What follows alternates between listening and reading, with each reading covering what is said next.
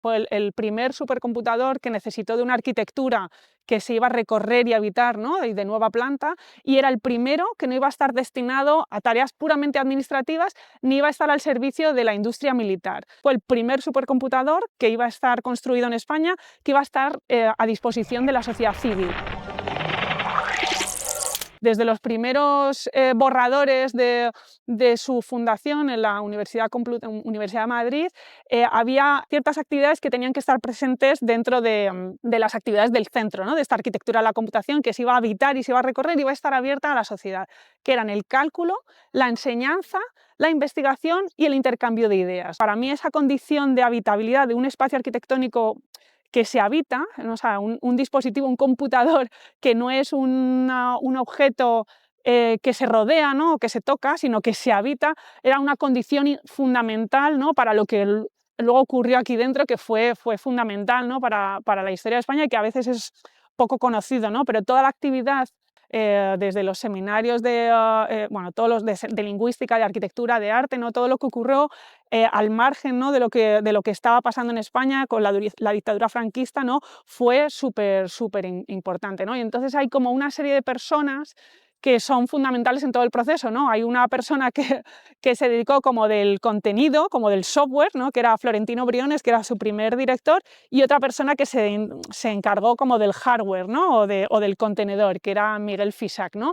Y con ellos, con estos dos agentes, hubo otros dos agentes súper importantes en todo el proceso, que eran dos trabajadores de IBM España y que dieron como continuidad y contenido, ¿no? Y atrajeron a distintos agentes como pudieron ser José Miguel de Prada Púbulo, o sea, Soledad Sevilla, ¿no?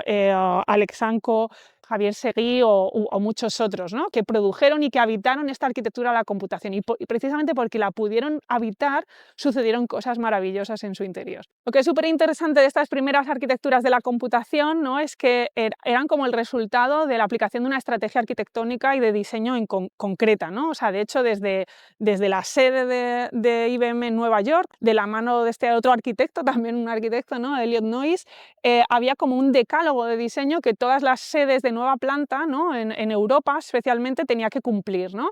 Y una de ellas era prácticamente construir una arquitectura que fuera un showroom, ¿no? que permitiera, ¿no? a los futuros usuarios o habitantes de estas arquitecturas de la computación como experimentar, tocar, innovar junto con el dispositivo computacional. O sea, para ello había como unas reglas muy claras. Lo primero, que tenía que estar cerca de una arteria en la que tuviera muchísimo tránsito y mucho flujo de personas, vehículos y demás. Por eso, originalmente el edificio estaba colocado a 90 grados en paralelo a la gran avenida, ¿no? Lo siguiente es que la planta baja, en contacto con el peatón, con las personas, con los vehículos que iban a pasar, tenía que ser completamente transparente, ¿no? Se ha producido tanto en el centro de computación de la Universidad de Madrid como en la sede de IBM en Madrid, en el Paseo de la Castellana, ¿no? Tenía que ser totalmente transparente para, o sea, diluir en la planta en contacto con el peatón esa dicotomía entre interior y exterior, ¿no? Y luego lo fundamental también es que toda la base, el hardware del dispositivo computador, o sea, todos los terminales, debían de estar colocados en la planta baja y accesibles a los habitantes que fueran a recorrer esa arquitectura, ¿no? Entonces, en esta primera planta, en la planta que era totalmente cristalada, que ahora mismo ha cambiado totalmente su función porque es opaca, ¿no? Y ahí estaban realmente los dos equipos que IBM cedió para esa arquitectura de la computación, que fue un IBM 7090 y un IBM 1401, ¿no? Y luego después, la planta sótano iba a estar toda la parte como de esas tripas, ¿no? Lo que no se ve de un computador, pues todos los sistemas de refrigeración, de climatización, y luego las plantas superiores iban a estar destinadas a los espacios de oficina, de los distintos perfiles de personas que trabajaban aquí y sobre todo para dar cabida a una biblioteca y a los espacios para los seminarios, los distintos seminarios de arte, de arquitectura, de lingüística, de música y demás, ¿no? que hicieron que la magia emergiera aquí en el año 68, 69, cuando el resto de España estaba sumida en una dictadura brutal, ¿no? En esta estrategia de diseño, ¿no? Global, ¿no? De Elliot Noyes, ¿no? Una de las primeras premisas que se establecía es que los primeros contactos siempre tenían que ser con los gobiernos nacionales de los países. Es por ello que para construir el centro de computación de la Universidad de Madrid,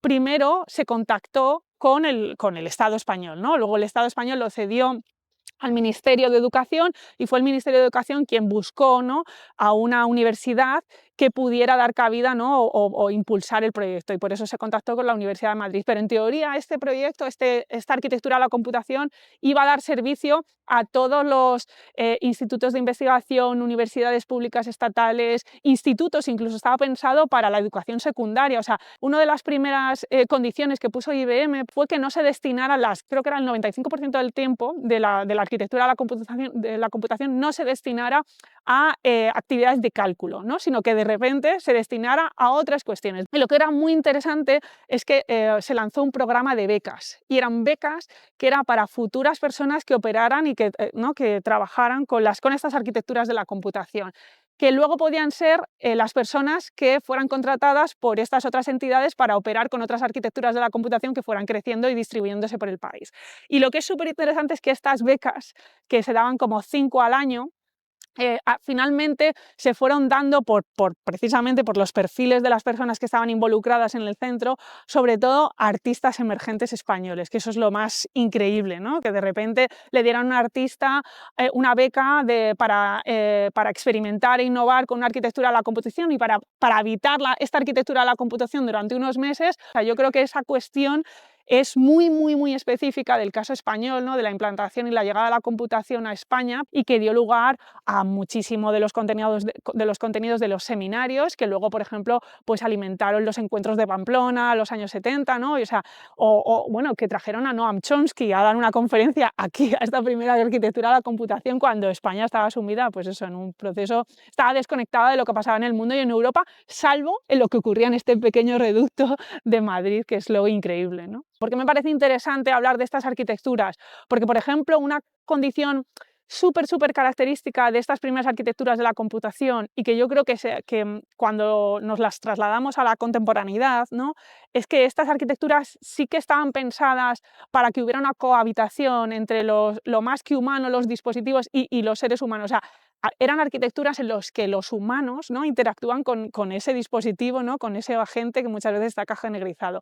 Y sin embargo, hoy en día, parte de lo que da soporte, ¿no?, el hardware que da soporte a nuestra navegación, a nuestra capa realidad virtual, ¿no?, que son los centros de datos, por ejemplo, son arquitecturas en las que al ser humano se le ha expulsado, ¿no? Y cuando hablo del ser humano hablo de la sociedad civil en general, ¿no? Como no conocemos ni su dimensión, ni su escala, ni su ubicación, ni su consumo de recursos y tal, no podemos participar de la discusión de si son deseables, si aportan valor a la sociedad, si no, nos abre muchísimos debates. Y para mí, empezar a conocer, ¿no?, y estudiar en profundidad las primeras arquitecturas de la computación y ponerlas en relación con lo que ocurre hoy en día, me parece que es pertinente.